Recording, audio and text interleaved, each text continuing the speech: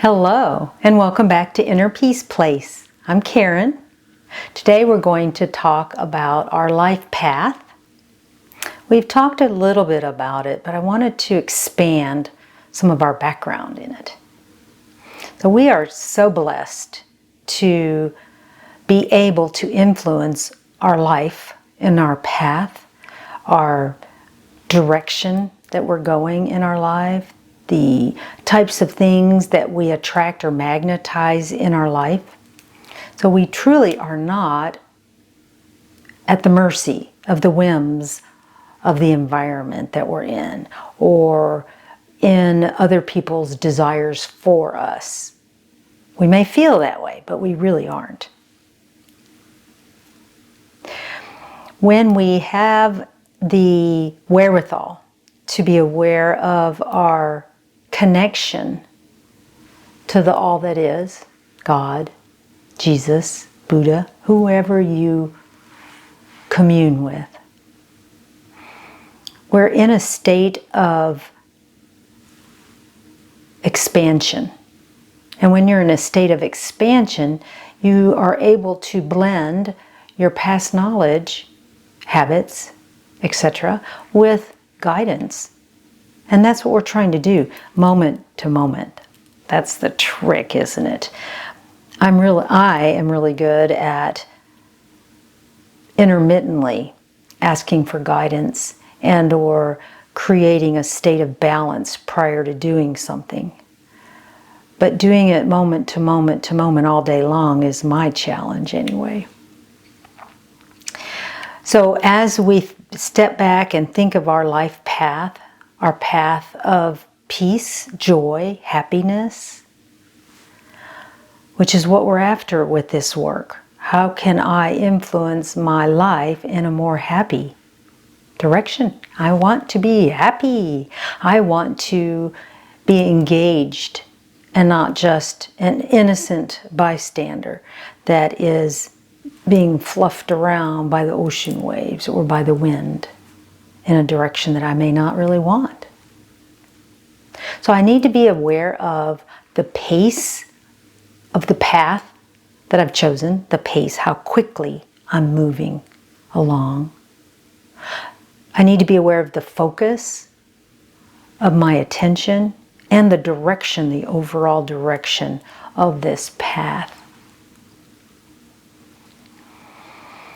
When I sit down and imagine my life being filled with joyful activities and thoughts and individuals, influences, I need to be aware that there will be obstacles and deviations from my global idea of what it should look like.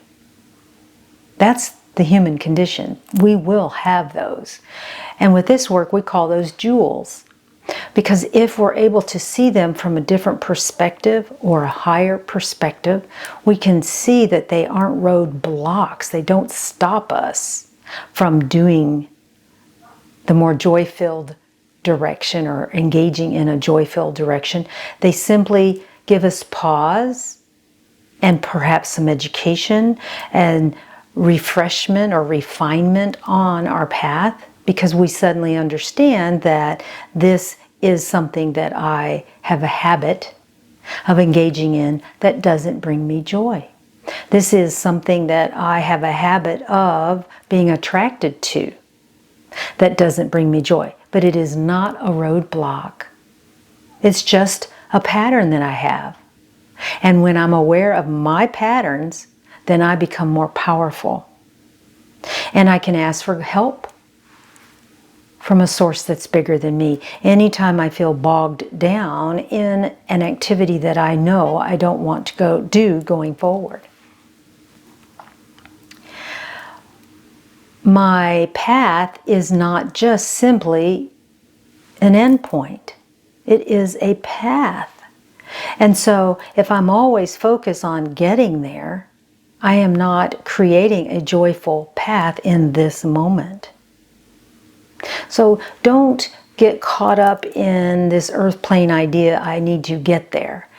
It is a journey, it's a lifelong journey filled with joyful, happy, fun, creative experiences.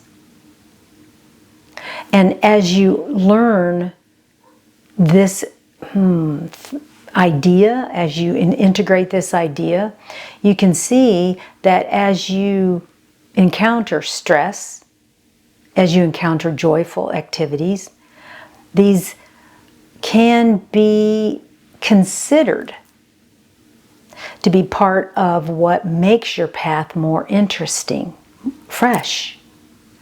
It energizes you. So you don't want to always say, ooh, this is not good. I'm not on my path today. It's more of a, ooh, wonder what this can do to aid me on my journey.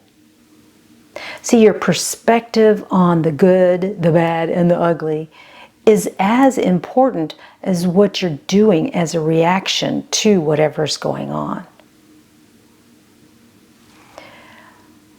If you fall back into habit at any given time, don't be frustrated with yourself. Just understand that you're still on your path.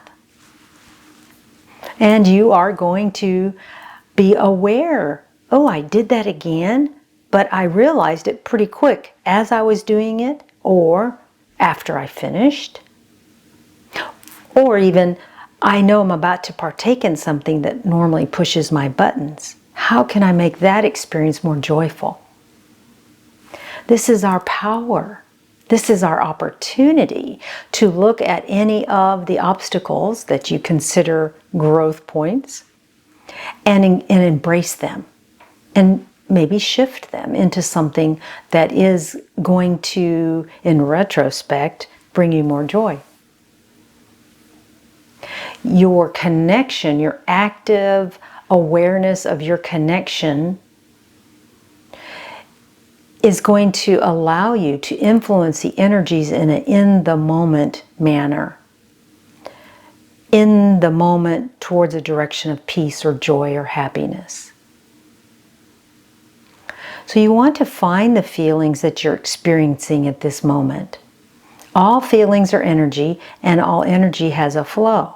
So observe it prior to making any types of decisions or even directions that you might be going that day. And say, is this upward flowing? Do I feel happy? Or do I feel a little bit withdrawn or, a little bit standoffish about it? And if that's the case, look at it and try to figure out what's going on. Maybe infuse yourself, make yourself bigger, and try to engage in any upward flowing energies that are in your environment that can help you shift. So as you infuse yourself with light energy, as you ask for assistance and take that deep breath and expand yourself, you're infusing your path by infusing your in-the-moment decisions. So you want to look at your path as a journey and infuse your entire path points. And some people with the skills could go backwards in time to do that. But with this work, we're pretty much working on our in the moment and then going forward. But you can see I have a good flow. I am engaged. And I have moments that I'm not engaged. How can I make those moments have less value to me than the moments when I am engaged? It's a choice. It's a moment-to-moment choice. Where do you put your thought energy? Are you able to see the joy in the decision that you're about to make? Or are there a lot of buts in it? Well, I'd like to do this, but, or this person I need to hang out with, but. I always say, if there's too many buts in there, it's not the direction you want to go. So when you surround your entire path with love thoughts, with joyful thoughts, not just the end point, but the pathway, then it's going to be easier to find. You're going to know when you've stepped out of your goal, stepped away from your goal of finding peace in a day-to-day way, you're going to notice that quicker. So in the past, I would be totally engulfed in some very chaotic experience and then go, oh, wait, what am I doing? Whereas now, when I see it coming, I'm triggered. I know it. And I go, oh yeah, I don't need to engage in this. This is not who I am today. So I like that. I like the fact that I'm not buried in chaos or swimming deep in the water and I'm trying to struggle to get out. I can see this stuff as it comes up. Now I do miss it sometimes, there's no doubt. But day to day to day, I do much better job at seeing something when it's coming up. My watchtower, I've spoken about that before. My watchtower is a place that I can watch what's going on, to watch the energies that are going on around me, my thought energies as well as the environmental energies, and then become more familiar with the directions that I want to go from a higher space. One of the things that we need to remember is that you cannot have a happy ending to an unhappy journey. So work on your path today. Work on it in this moment and then in the next moment.